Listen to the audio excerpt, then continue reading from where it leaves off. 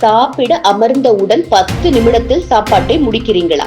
இது நாளடைவில் உங்கள் உடலில் ஏற்படுத்தும் விளைவுகளை பாருங்க. சரி செய்வது கஷ்டம்தான். ஒரே மேசையில் அமர்ந்து பலரும் சாப்பிடும்போது சில நிமிடங்களிலேயே தங்களது பிளேட்டை காலி செய்து எழுந்துவிடும் சிலரை பார்த்தால் ஆச்சரியமாக இருக்கும். இவங்க சாப்பிட்டாங்களா அல்லது விழுங்கி விட்டார்களா என்று கேட்கும் அளவுக்கு அவர்கள் சாப்பிடும் வேகம் இருக்கும். இந்த வேக உணவு பழக்கம் ஒரு சாதாரண விஷயமாக இருக்கவில்லை. உண்மையில் இது மெதுவாக உடலை வீழ்த்தும் ஒரு அமைதியான தாக்குதலாக இருக்கிறது. மனித மூளை வயிறு நிறைந்துவிட்டது என உணர்வதற்கு குறைந்தது 20 நிமிடங்கள் தேவைப்படுகிறது. ஆனால் அதற்குள் சாப்பாட்டை முடித்துவிடும் பழக்கம் அந்த தகவல் மூளைக்கு செல்வதற்கும் முன்பே நம்மை மீண்டும் சாப்பிட தூண்டுகிறது. இதனால் தேவைக்கு மேல் உணவுகள் உடலில் சேர்ந்து கொழுப்பு உற்பத்தி அதிகரித்து உடல் எடை கட்டுப்பாட்டை இழக்க தொடங்குகிறது. மேலும் உணவை நன்றாக மென்று சாப்பிடாததனால் வாயில் தொடங்க வேண்டிய செரிமானம் வழுக்கி வயிறு நேரடியாக சுமையை ஏற்கும் நிலைக்கு வருகிறது.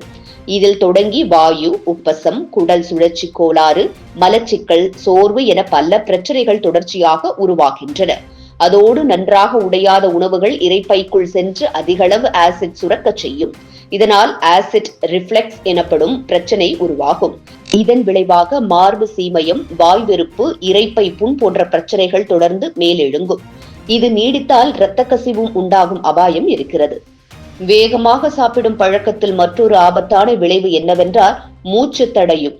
மென்று விழுங்காத உணவுகள் தொண்டையில் சிக்கும் போது அது சுவாச குழாயில் சென்றுவிடும். சில சமயம் இது மூச்சை முற்றிலும் தடை செய்து உயிருக்கு அபாயத்தை ஏற்படுத்தும்.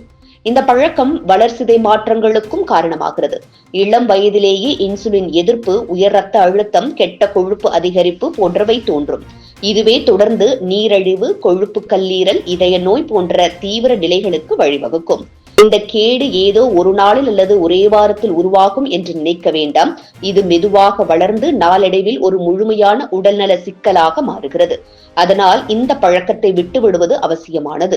ஒவ்வொரு உணவையும் குறைந்தபட்சம் 20 முறை மென்று சாப்பிட வேண்டும். ஸ்பூனை கீழே வைத்து மெதுவாக சாப்பிடும் பழக்கத்தை வளர்க்க வேண்டும். டிவி, மொபைல் போன் போன்றவற்றால் உணவு போக்கு சிதறக்கூடாது. நம் முன்னோர் கூறிய நொறுங்கு தின்றால் 100 வயது என்ற பழமொழி மருத்துவ ரீதியாகவும் இன்று ஆதாரங்களுடன் நிரூபிக்கப்பட்டிருக்கிறது. இது வெறும் மொழிச்சொல் அல்ல, உண்மையான வாழ்க்கை நன்மையை வழங்கும் வழிகாட்டி. இன்று நாம் இந்த பழக்கத்தை மாற்றினால் நாளைய நம்முடைய உடலே நமக்கு நன்றி கூறும்.